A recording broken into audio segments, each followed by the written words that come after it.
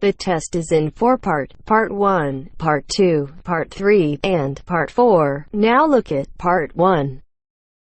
Part 1.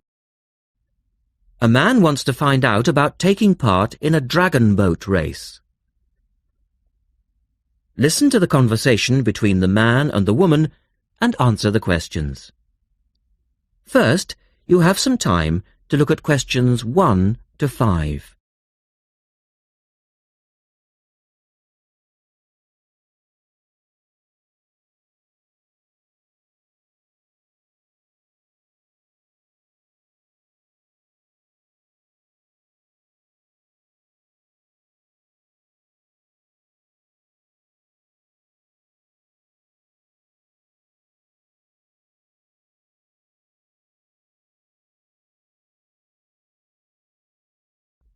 Now we shall begin.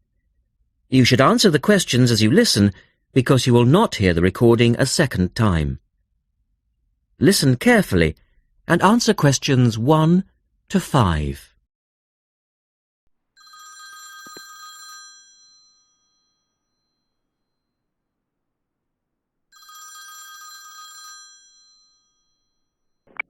Scope Charity Office. How can I help you?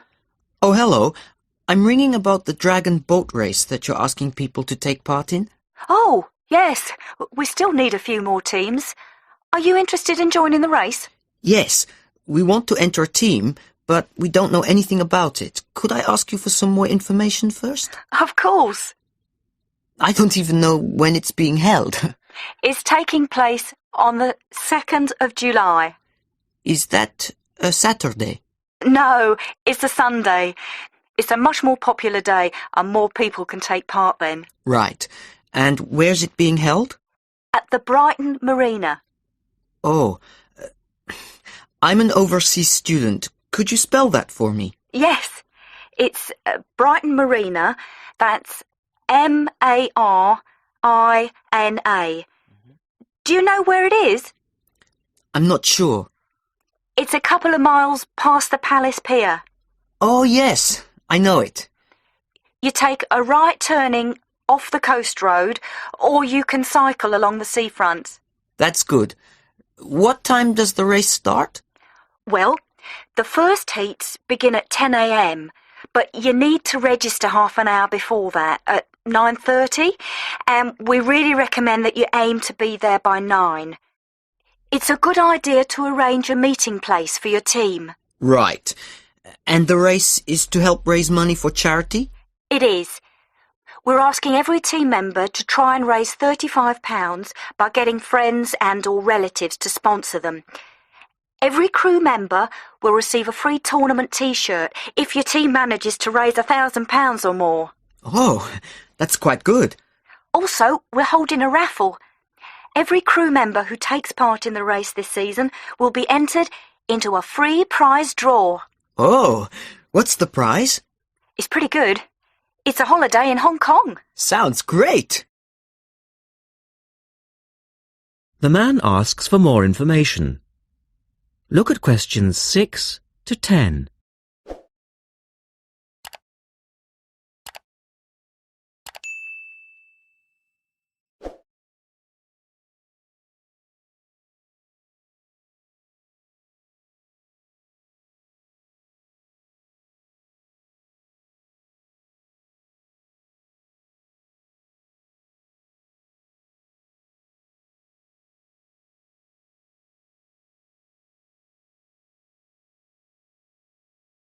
Now listen to their conversation and answer questions 6 to 10.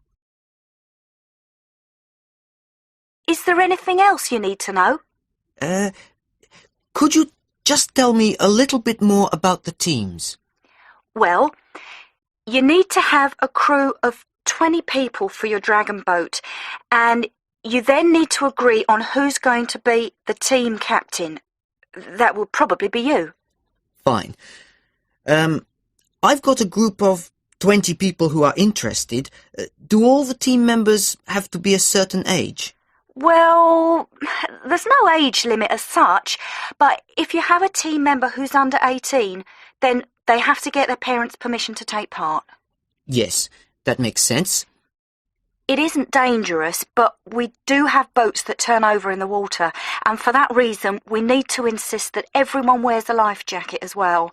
And you can hire life jackets from us when your team arrives.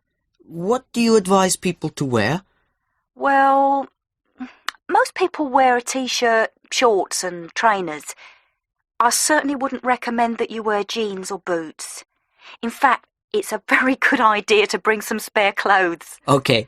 It can get quite cold and wet if the weather's bad, and there's quite a bit of hanging around, especially if you qualify for the semi-finals or the final. I see what you mean. Have you got a name for your team? Oh, not yet, no.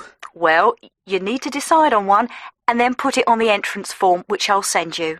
Oh, okay. So, if you'd like to give me your address, I'll be happy to send details first class.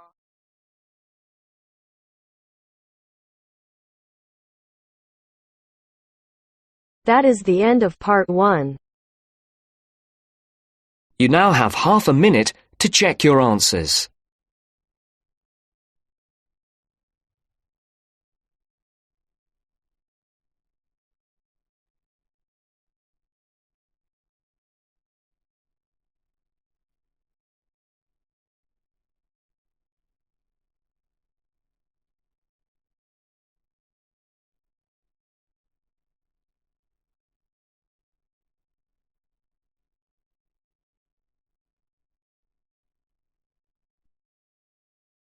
Now turns to part 2. Part 2. You are going to hear some announcements made to a group of people who are planning a trip to Greece. First, you have some time to look at questions 11 to 15.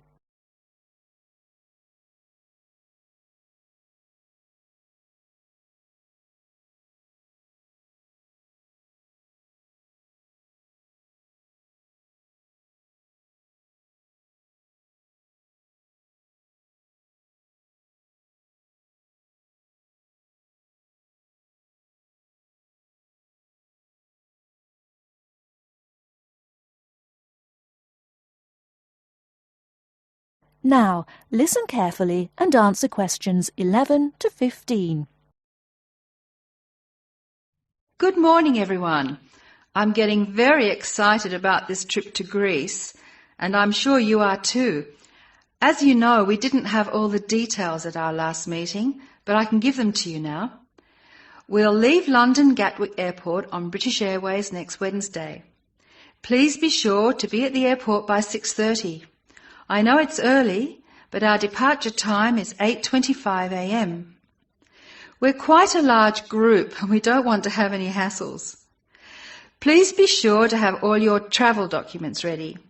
We'll arrive in Athens at 2:25 in the afternoon and there'll be a vehicle there to meet us. It'll be a full-sized coach so everyone can travel together. We'll spend 3 full days in our hotel in Athens, although we're only being charged for 2 nights accommodation, which is good news. The second day we'll go to the National Archaeological Museum to see the enormous collection of ancient Greek works of art, antiques, statues, a brilliant display. We'll eat out at a typical Greek restaurant on Thursday night. It's going to be a very busy time in Athens.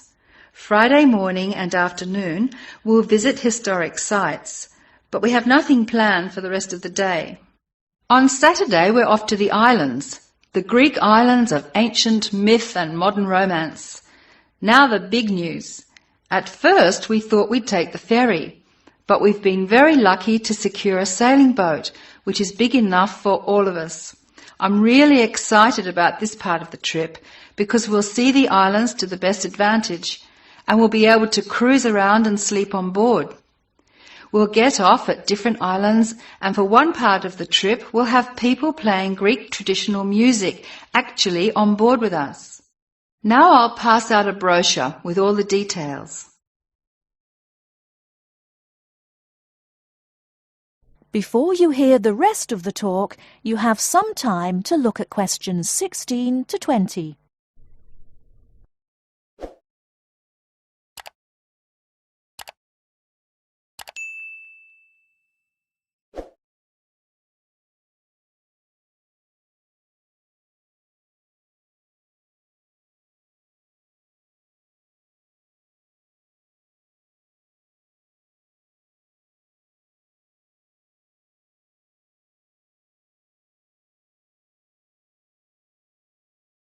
Now listen and answer questions 16 to 20.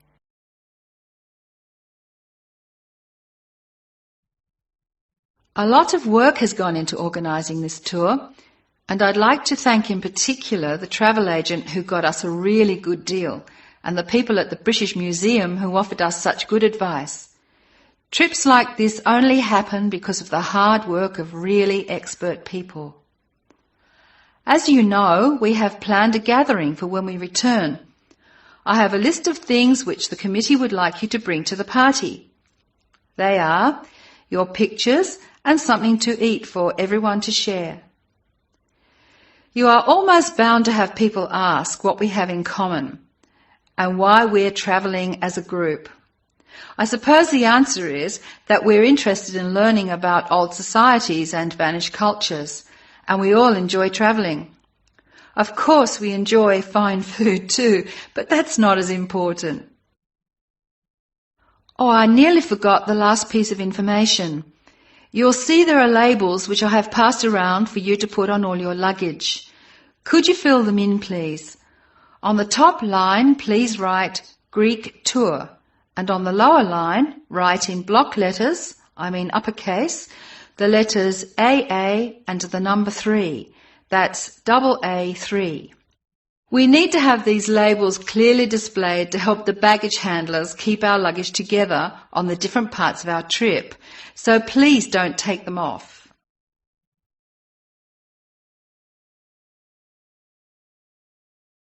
That is the end of part 2. You now have half a minute to check your answers.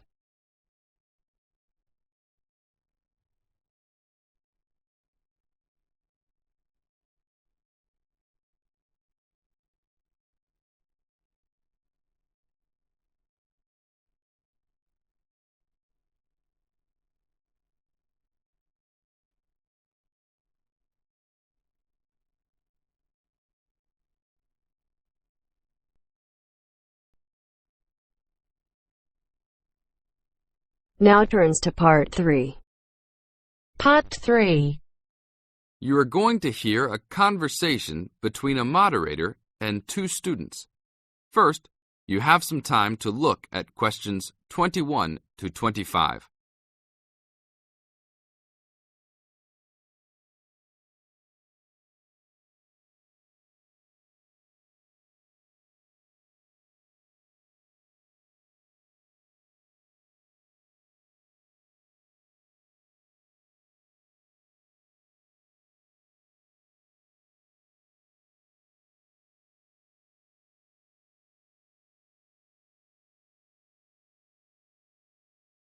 Now listen to the tape and answer the questions. Today we will hear 2 views of the book Fast Food Nation, The Dark Side of the All-American Meal by Eric Schlosser. Many have deemed this a fascinating socio-cultural report that explains how the development of fast food restaurants has led to the standardization of American culture, widespread obesity, urban sprawl and more. Well, I think that Schlosser's book promises a lot but delivers less than a highly hyped fast food meal.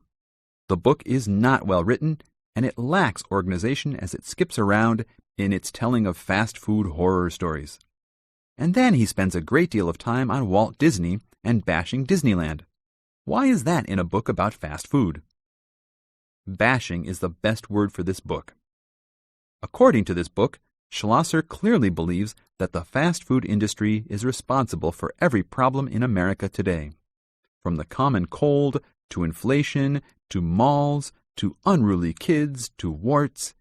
He blames it all on big business and especially the big food business. The book is written in a breathless, alarming motive that makes it sound like McDonald's and Disney are co-conspirators to take over the world and force every living child to eat greasy French fries. Give me a break. Schlosser is also very biased for the left, praising unions while ripping right-wing values and Republicans. Nixon seems to get special attention. Just having your picture made with him gets sinister prose and makes you a co-conspirator. Despite claims of research, there are numerous blatant assertions such as, Parents in the 80s spent more money on their children because they felt guilty about not spending time with them. How does he know that? Is all consumer spending on kids really driven by guilt? The book is a farce. Save your money to buy a Big Mac and read something else. Only read this ridiculous book if you are an anti-Republican, anti-big business, there are evil forces everywhere subverting the world fan. Thank you, William.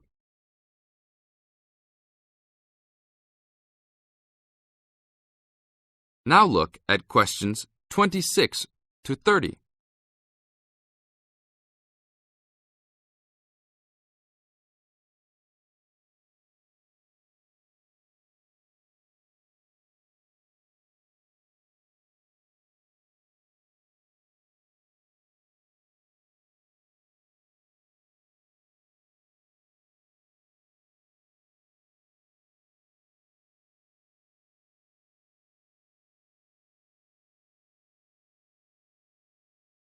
As the talk continues, answer questions 26 to 30. Now we'll talk to another person with a very different assessment of this book. So, Jenny, what did you think of Schlosser's book? Wow, where do I begin? I thought that this book was very informative, very well researched, and a very easy read. Schlosser did a wonderful job of organizing the vast amount of information that he placed in this book. For a non-fiction book, I found that Fast Food Nation kept me entertained throughout its entirety. In fact, I couldn't put it down. The history of the fast food industry itself was fascinating, as well as the background information on the potato and meat industries. The first-hand accounts given by people who work for the fast food industry, as well as the meat packing and potato plants, added to the reality of the points the book was trying to make. The fast food industry and all industries supported by fast food companies have some serious issues that need to be addressed by the nation. In addition, Schlosser does an excellent job of pointing out the dangers of not only working for these businesses, but eating food supplied by them. It's scary to think about the dangers lurking behind the counter at your local fast food chain. This book really opens your eyes to some health hazards that all of America should be aware of. Everyone should read this book. It will change your eating habits and the way you view large fast food corporations. That is the end of part 3. You now have half a minute to check your answers.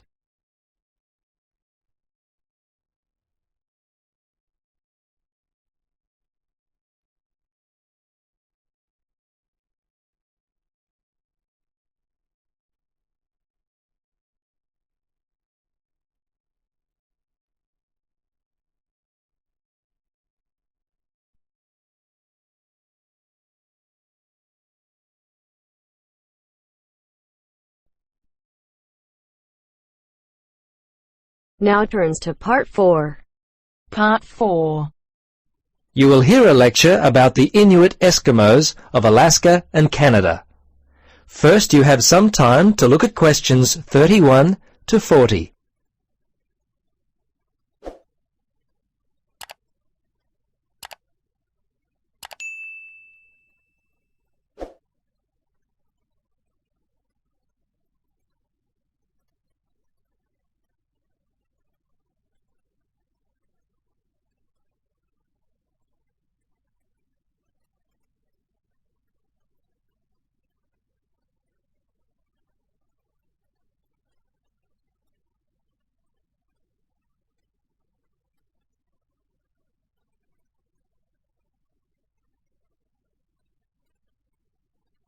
Now listen and answer questions 31 to 40.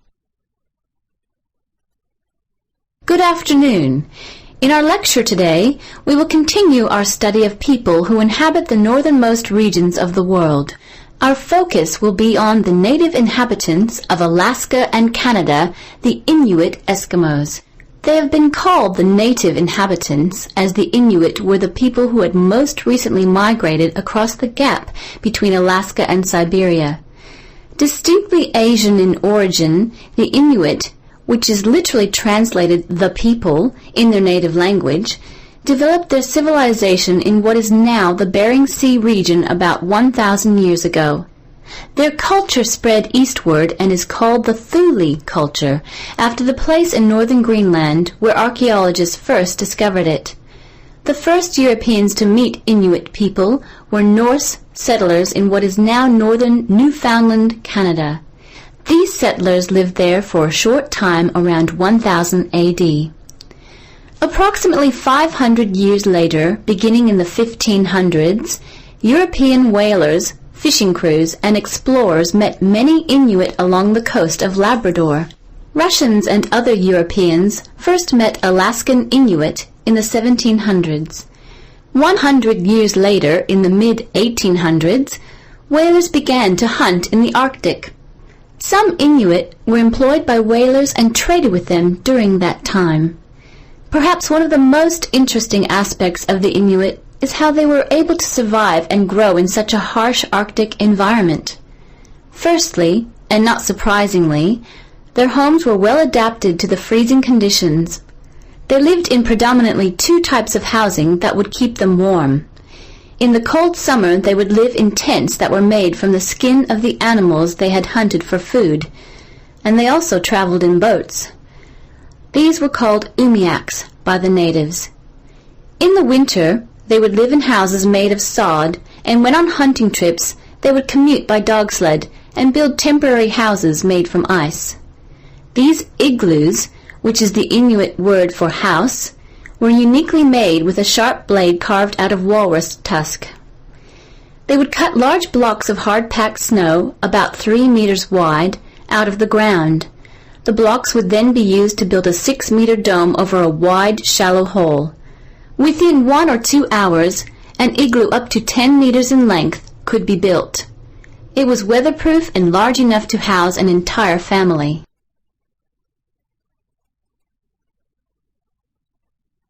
Very early in their history, they managed to develop the technology to hunt the huge bowhead whale, which was the staple food source for them at that time. They also hunted walruses and seals. On land, they hunted polar bears, moose, and various other game. The harsh environment in which they lived meant that a steady supply of food was often difficult to come by. Therefore, the Inuit were a people constantly on the move, looking for food, which meant that their dwellings had to be easily built and easily dismantled. They inhabited the wide open land and, as such, moved freely around it in search of food. Today, the traditional way of life has basically ended for the Inuit. They live in wooden homes rather than in snow houses, sod houses, or tents. They wear modern clothing instead of animal skin garments. Most Inuit speak English and Russian. Some speak Danish, while fewer still continue to hold on to their cultural roots by passing on to the younger generation their native language. The kayak and umiak, their principal means of travel, have given way to the motorboat, and the snowmobile has replaced the dog team. The combined percentage of the Inuit population in Alaska and Canada stands at 63%, the latter being 29% and the former around 34%.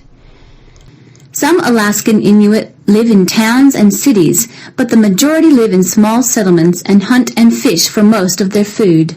Most of those in Canada live in towns in housing provided by... That is the end of part 4.